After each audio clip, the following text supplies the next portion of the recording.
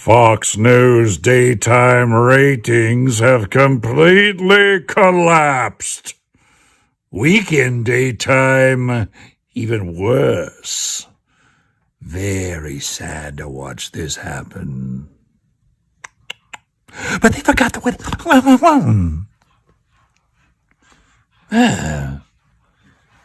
They forgot what made them successful. What got them there? They forgot the golden goose. The only difference between the 2016 election and 2020 is Fox News.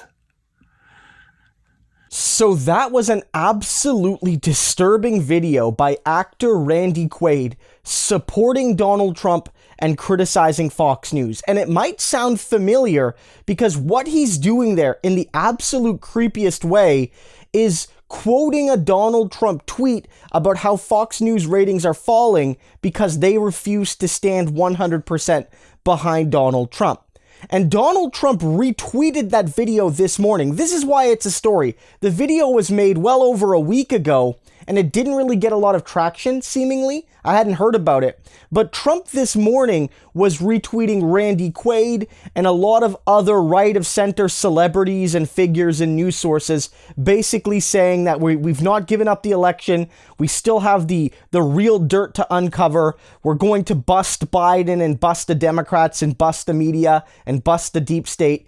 Just wait. Basically sounding like Sidney Powell saying, it's going to be biblical. We're still going to release the Kraken, and on and on and on. And Trump not only retweeted this video, but he also retweeted another video. I won't play it. It's a bit long, from back in October, where Randy Quaid is doing something similar, and he retweeted the following this morning by Randy Quaid, which shows that Donald Trump is tapping into some of the most insane people among his celebrity base. And Randy Quaid tweeted on November 20th, "We've lost confidence in the system that elects our leaders. 79 million Americans believe the election was taken. The results fraudulent. We need an in-person only paper ballot revote, especially in states where flagrant irregularities have occurred. No accuracy, no democracy."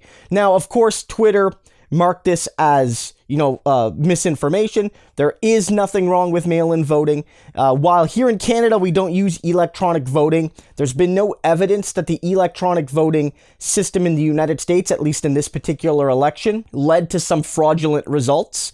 So the reality is Trump is continuing to spread misinformation, and he's basically still poisoning the well of democracy. That's what he's doing here, 100%. And like last night, we talked about how, in essence, that might be the closest he ever comes to conceding, which is allowing the GSA to give Biden transition information and transition money. But he's never actually going to admit that he lost. He might administratively admit it, but he will never in his person admit it. And he notes this. His retweet of it says, "Are you listening, Republicans?" This is not meant for Democrats. This is not meant for independents. This is not meant for any of those people. This is meant to put pressure on any Republican that dares admit reality. Any elected official, any appointed official, any staffer, any media surrogate, anybody that's a Republican, to basically say to them, if you don't stand with me, people like Randy are going to get you, and we're going to get you, and we're going to call out your rhino traitorism. You're a Republican in name only. We're going to call you out.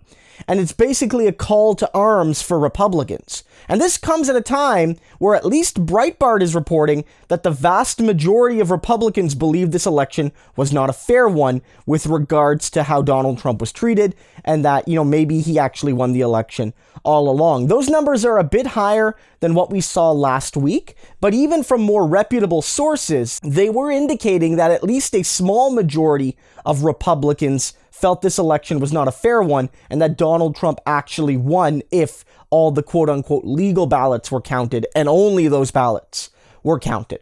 So again, the whole point here is less that Trump will succeed in overturning the result.